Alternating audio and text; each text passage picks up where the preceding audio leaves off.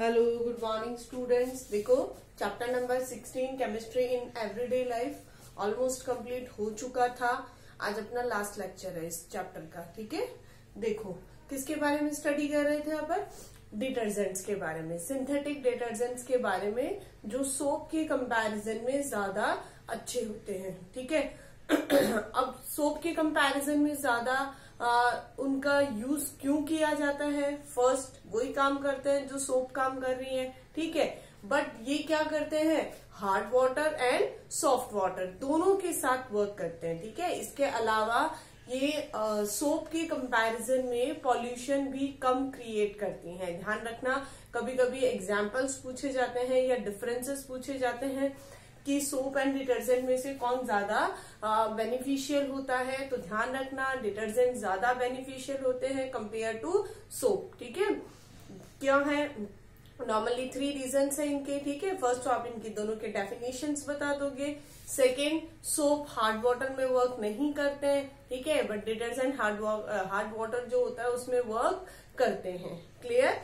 Third जो difference है वो ये है कि सोप जो होते हैं वो पॉल्यूशन क्रिएट करते हैं। ठीक है, बट डिटर्जेंट जो होते हैं वो पॉल्यूशन क्रिएट नहीं करते हैं, लेकिन सोप के कंपैरिजन में बहुत कम करते हैं। ठीक है, तो आप देखो जो डिटर्जेंट्स थे उसमें अपन ने कितने टाइप के डिटर्जेंट्स पढ़ लिए थे बेटा? 1 टाइप का डिटर्जेंट पढ़ लिया था जो था अपना एनायनिक डिटर्जेंट, जिसमें अपन ने एक एग्जाम्पल देखा था लोराइल अल्कोहल का। ठीक है, लोराइल अल्कोहल चेंज हुआ था लोराइल हाइड्रोजन सल्फेट में, और लास्ट में वो चेंज हुआ था सोडियम लोराइल सल्फेट में। ठीक है, याद होगा आपको। मुझे नहीं लगता उसमें कुछ खास चीज थी, सिर्फ एक स्ट्रक्चर था, लोराइल अल्कोहल था, फिर वही आगे चेंज हो रहा था। ठीक है, अब देखो नेक्स्ट अपन किसके बारे में बात करेंगे?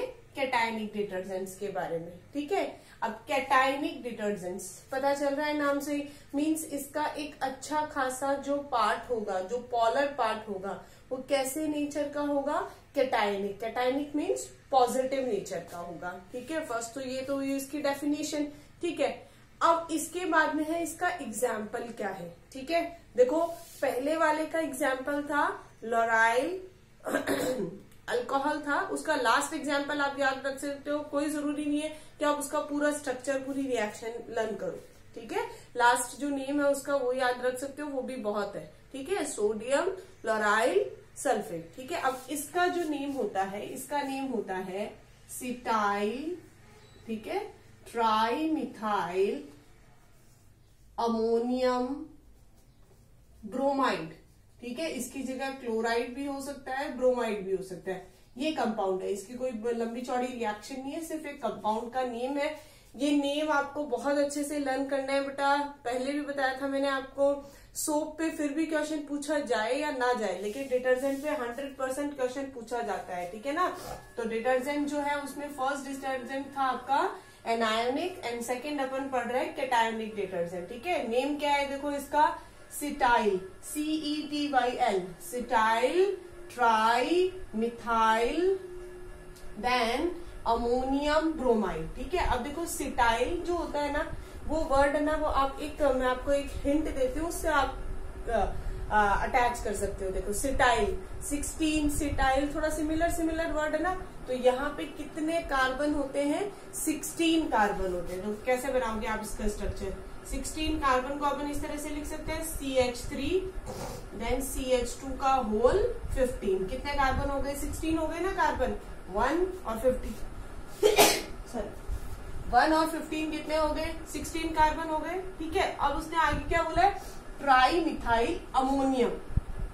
अमोनियम बोला है, इट मीन्स नाइट्रोजन ने कितने बॉन्ड बना रखे हैं बेटा? 4 बना रखे हैं। ठीक है, अमोनियम याद आ रहा है? Quaternary ammonium salt. ठीक है, अमोनियम मीन्स जहां पे नाइट्रोजन ने 4 बॉन्ड बना रखे हैं, प्लस उस पर कौन सा चार्ज आ रहा है? Positive charge. तो देखो ये तो हो गया सिटाइल। ठीक है, फिर इसमें बोला है ट्राई मिथाइल अमोनियम, तो अमोनियम है मतलब नाइट्रोजन, और ट्राई मिथाइल बोला है, इट मीन्स इस पे 3 CH3 ग्रुप है। ठीक है, अब अमोनियम बोला है, नाइट्रोजन है, उसने 4 बॉन्ड बना रखे हैं, तो इस पे कौन सा चार्ज है? Positive charge. ठीक है, और इसके बाहर की तरफ कौन है, ब्रोमाइड है, तो उसपे Br नेगेटिव। तो देखो इसका जो इतना लंबा चौड़ा पोर्शन है ये क्या है, पूरा पॉजिटिव, ठीक है, नेगेटिव इसमें छोटा सा है। तो इस टाइप के डिटर्जेंट्स को कौन से डिटर्जेंट्स बोलेंगे, कैटायोनिक डिटर्जेंट्स, ठीक है। तो इसको आप अच्छे से लर्न कर लो, cetyl trimethyl ammonium bromide, cetyl trimethyl ammonium bromide. अब सिटाइल है मीन्स कितने होंगे, कितने कार्बन होंगे आपके, 16 कार्बन होंगे। ये बहुत इंपॉर्टेंट है, अच्छे से लर्न कर लो। उसका अपन ने देखा था, देखो ये तीनों एग्जाम्पल बहुत इंपॉर्टेंट है, ठीक है। उसमें अपन ने देखा था लोराइल अल्कोहल वाला, ठीक है। यहाँ अपन देखेंगे cetyl trimethyl ammonium bromide, ठीक है। दो ही चीजें इंपॉर्टेंट है, ठीक है। अब देखो नेक्स्ट इसका यूज क्या है, वो यूज आ रहा था। देखो मैं बार बार में रिवाइज इसलिए कर रही हूँ क्योंकि जो चीजें इंपॉर्टेंट है, यूज इंपॉर्टेंट है, एग्जाम्पल इंपॉर्टेंट है, ठीक है। अब ये कैटायनिक है तो इसका पार्ट कैटायन होगा, ये एनायनिक है तो इसका पार्ट एनायन होगा। ये सेल्फ अंडरस्टूड चीजें हैं, ठीक है। ये तो आप खुद भी डेफिनेशन बना सकते हो।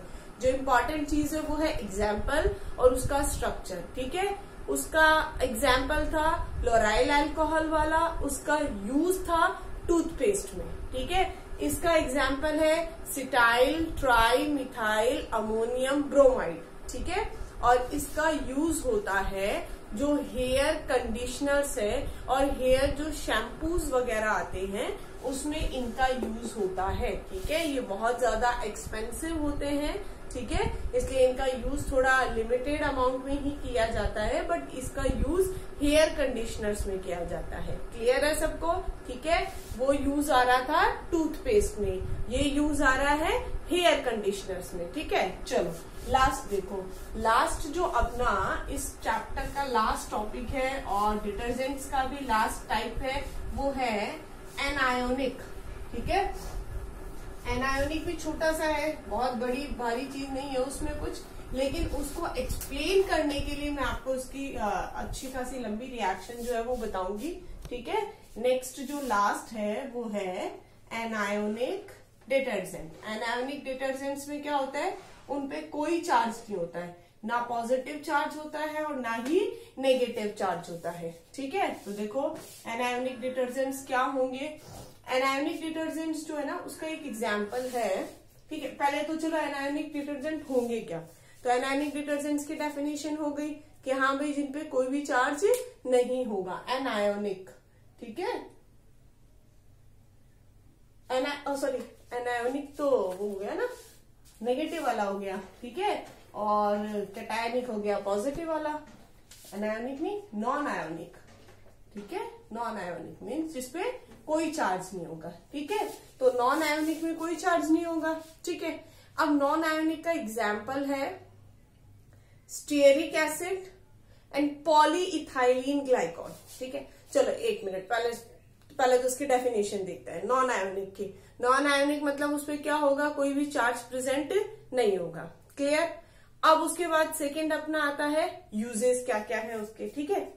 तो वो यूज होता है जो आपके लिक्विड डिश वॉशर होते हैं, ठीक है, जो लिक्विड डिश वॉशिंग एजेंट्स होते हैं।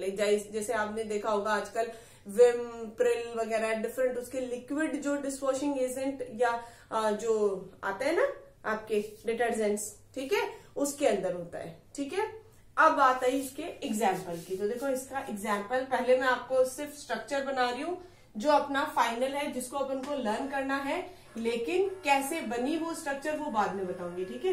देखो स्टीयरिक एसिड क्या होता है, C17H35 ना, तो इसको अपन ऐसे लिख सकते हैं CH3 CH2 का होल 15 CH2 COOH।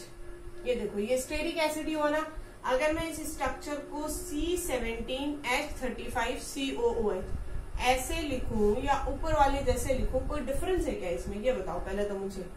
C17 है ना, 17 मतलब कितने कार्बन हुए, 17 कार्बन हुए ना। तो यहाँ देखो 15 16 17, H कितने हैं 35, 15 2 30, 30 and 2 32, 32 3 35। तो चाहे अपन इसको ऐसे लिखे या ऐसे लिखे, एक ही बात है, ठीक है।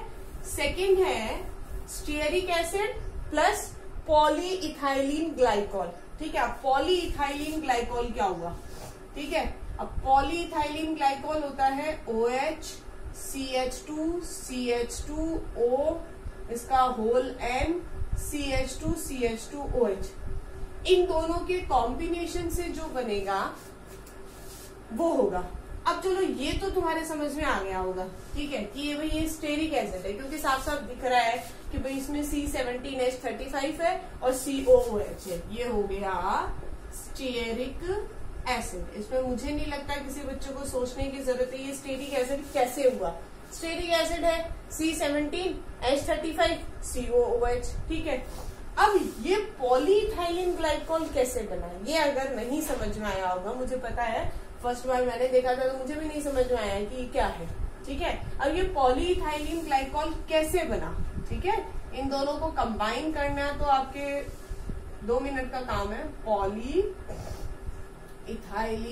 ग्लाइकॉल। ठीक है, लेकिन ये आया कहाँ से? ये देखो, सबको इस चीज के बारे में बहुत अच्छे से पता होगा।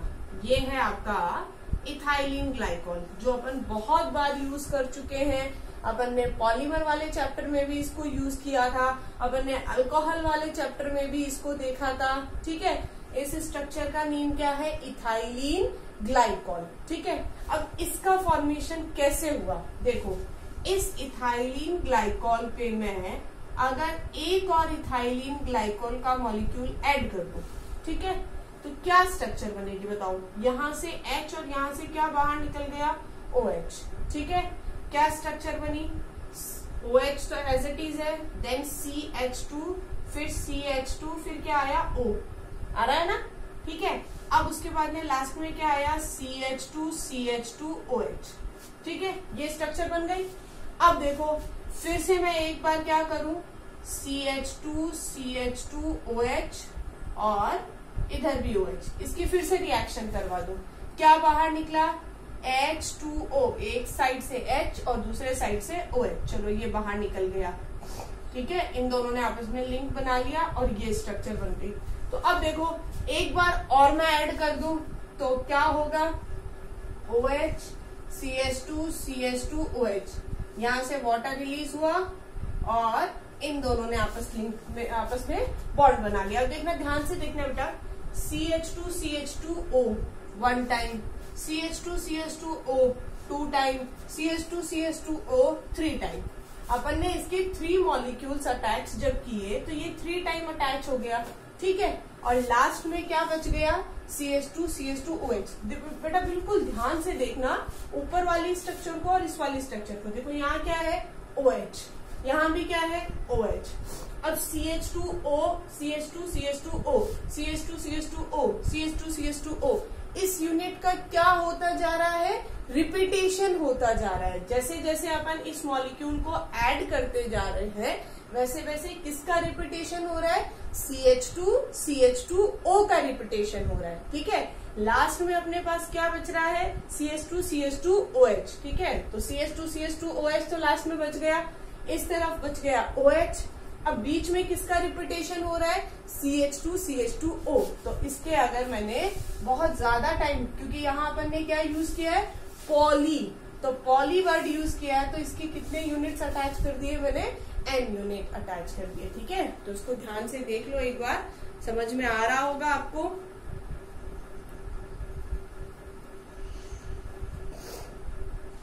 ठीक है, आ रहा है ना समझ में? तो ये हुआ पॉलीइथाइलिन ग्लाइकॉल और ये हुआ दूसरा आपका स्टीयरिक एसिड। अब देखो, ये क्या है बेटा? एसिड, और ये क्या है? अल्कोहल। आपको पता है एसिड और अल्कोहल मिलते हैं तो क्या बाहर निकलता है? Water molecule. यहाँ से निकला OH, यहाँ से निकला H। ठीक है, क्या बाहर निकल गया? -H2O। ठीक है, अब देखो जो चीज बच गई है उसको एज इट इज लिख दो। फर्स्ट क्या है? CH3, फिर क्या?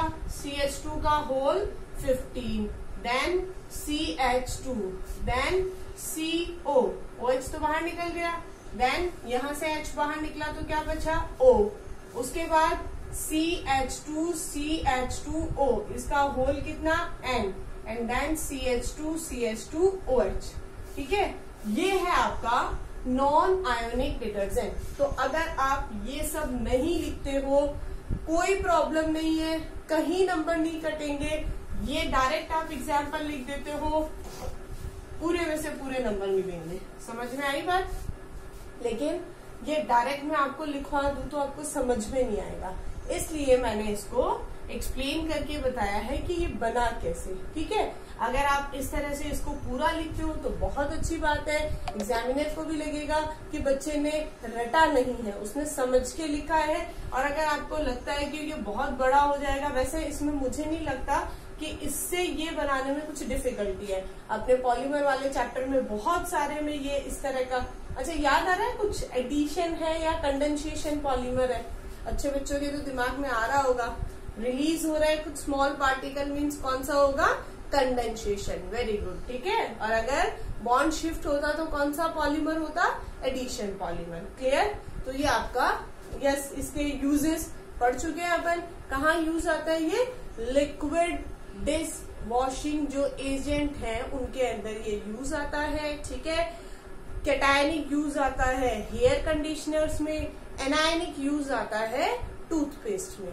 क्लियर है? तो ये तीनों इसके एग्जाम्पल हो गए। क्लियर? अब अपन देखेंगे एक्सरसाइज।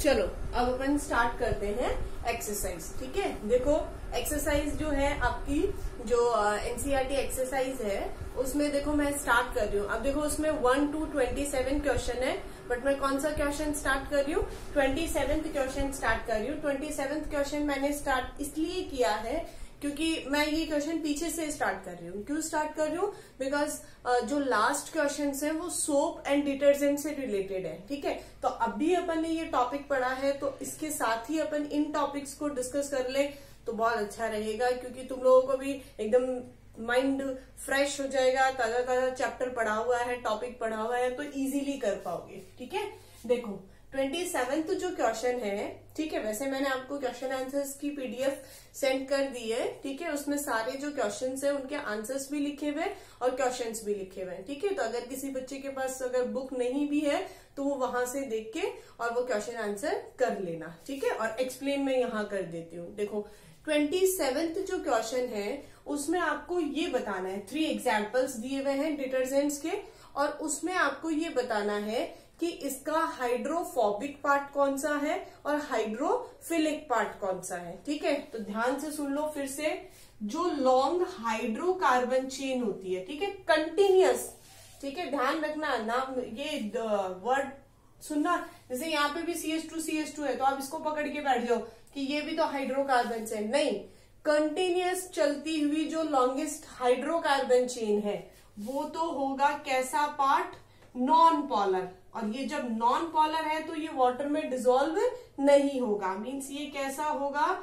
हाइड्रोफोबिक होगा। क्लियर है? ठीक है, और जो चार्ज होगा, मीन्स आगे का जो पार्ट होगा, जो हाइड्रोकार्बन्स नहीं होंगे, वो होगा पोलर पार्ट। क्लियर है? चलो अब देखो ये जो मैंने 3 एग्जाम्पल्स लिखे हैं इनको आप ध्यान से देखो। ये एग्जाम्पल कौन से हैं? अगर अच्छे बच्चे होंगे जिन्होंने लर्न किया होगा उनको बिल्कुल साफ साफ पता चल रहा होगा कि ये जो फर्स्ट एग्जाम्पल है ये किसका है? कैटायनिक एनायोनिक वाला है। जो सेकेंड एग्जाम्पल है वो अभी आपने पढ़ा था, कैटायनिक वाला है। और जो थर्ड एग्जाम्पल है वो कौन सा है? नॉन आयोनिक वाला। ठीक है, तो देखो फर्स्ट एग्जाम्पल को अगर अपन देखें तो CH3 देन CH2 इसका होल 10 देन CH2। ये जो लॉन्गेस्ट कार्बन चेन है जो कंटिन्यूअसली चल रही है, देखो कंटिन्यूअसली कितने कार्बन हो गए? 10, 11, 12। बस ये पार्ट कैसा होगा? हाइड्रोफोबिक पार्ट होगा। ठीक है, और इसके आगे का जो है OSO3 और Na, ये पार्ट कैसा होगा? हाइड्रोफिलिक पार्ट होगा। क्लियर है? बहुत इजी क्वेश्चन है, मुझे नहीं लगता इसमें और आगे कुछ समझाने की जरूरत है। सेकंड में देखो, सेकंड में CH3 CH2 का होल 15, मतलब ये जो 16 कार्बन की जो कंटिन्यूअस चेन है ये तो हो गया हाइड्रोफोबिक। और आगे जो है N पॉजिटिव और CH3 का होल थ्राइस Br नेगेटिव, ये पार्ट कैसा है? हाइड्रोफिलिक हाइड्रोफिलिक पार्ट है, ठीक है। नेक्स्ट में CH3 CH2 का होल 15 CH2, ठीक है। ये जो 17 कार्बन की कंटिन्यूअस चेन है ये तो क्या होगी, हाइड्रोफोबिक। और आगे जो भी है COO then CH2 CH2O whole N CH2 CH2OH, ये सारा पार्ट कैसा होगा, हाइड्रोफिलिक पार्ट होगा, ठीक है। तो ये आपका क्वेश्चन नंबर 27 है जो अपन ने सॉल्व कर लिया, ठीक है। नेक्स्ट जो क्वेश्चन है वो है आपका 26 क्वेश्चन, ठीक है। 26 क्वेश्चन में आपको पूछा है कि अगर आपके पास एक वाटर सॉल्यूशन है, ठीक है, और उस वाटर सॉल्यूशन में मैग्नीशियम और कैल्शियम और डिफरेंट टाइप के कार्बोनेट्स वगैरह या मतलब डिफरेंट इम्प्योरिटीज है, या ये कह सकते हैं अपना हार्ड वाटर है, ठीक है। तो उसके अंदर किस तरह से वर्क करेगा, देखो मैं क्वेश्चन पढ़ के आपको बता देती हूँ। 26 क्वेश्चन है, if water contains dissolves calcium bicarbonates out of soaps and synthetic detergents, which one will you use for cleaning clothes, ठीक है। मीन्स अगर आपका जो वाटर है उसमें कैल्शियम बाइकार्बोनेट की इम्प्योरिटीज डिसॉल्व है तो सोप और डिटर्जेंट में से आप किसको प्रेफर करोगे। बहुत सिंपल सी बात है, डिटर्जेंट्स को प्रेफर करेंगे, सोप को प्रेफर क्यों नहीं करेंगे, इसका बहुत अच्छा खासा रीजन है आपके पास कि सोप जो होगा उसका जो बहुत बड़ा पार्ट है वो उस कैल्शियम और मैग्नीशियम के सॉल्ट्स के साथ क्या बना लेगा, स्कम बना लेगा। एंड ये जो स्कम है ये कैसा होता है बेटा, इनसॉल्युबल होता है किसमें, वाटर में, इसलिए ये वाटर के साथ फोम फ्रोथ या जो भी आपके बबल्स है उसका फॉर्मेशन नहीं करता, ठीक है। बाकी क्वेश्चन आंसर अपन नेक्स्ट लेक्चर में डिस्कस करेंगे, ठीक है। बट क्वेश्चन आंसर्स की PDF वगैरह आपको भेज दी है तो बेटा क्वेश्चन आंसर सॉल्व कर लेना और देखना इसके क्वेश्चन आंसर इतने कुछ हार्ड भी नहीं है, ठीक है। फिर भी अपन डिस्कस करेंगे सारे क्वेश्चन आंसर, ओके।